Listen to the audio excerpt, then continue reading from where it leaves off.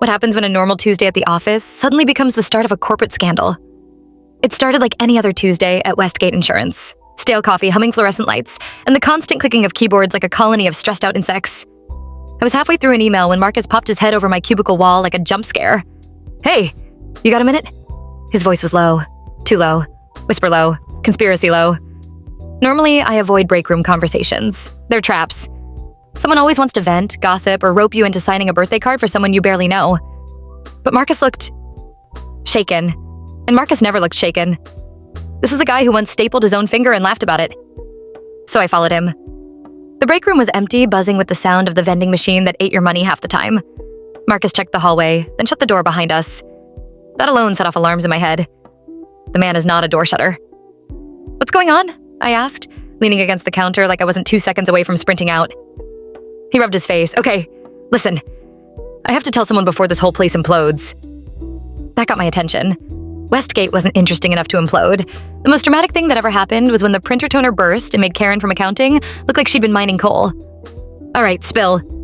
He breathed out like he'd been holding it in for days. Then he looked straight at me. "I wasn't hired to be an analyst," he said. "I was hired to investigate someone in this office." I blinked. "Investigate? Like, undercover? Are you joking?" He shook his head. Dead serious. No smirk, no laughter, not even a twitch. "My real employer is corporate security from our parent company. There's been money disappearing from an internal fund, large amounts, and the trail leads here." I stared at him, mouth half open. "So you're like a corporate spy?" "If you want to call it that," he said, shrugging, though his eyes were still full of tension. "But that's not the shocking part." "Oh, good," I said weakly. "There's more?" He stepped closer and lowered his voice again. "One of the account managers, someone you work with a lot, is the prime suspect. And I found something in their files this morning I wasn't supposed to see." My heartbeat kicked up. "Who?" He hesitated. Actually hesitated. Marcus didn't hesitate. Marcus usually said things before he even thought them. "You promise you won't freak out?" he asked. "Marcus," I whispered. "I'm already freaking out." He leaned in, eyes darting to the door, and whispered the name. And my stomach dropped clean through the floor. Because he didn't just name a coworker. He named the coworker who trained me.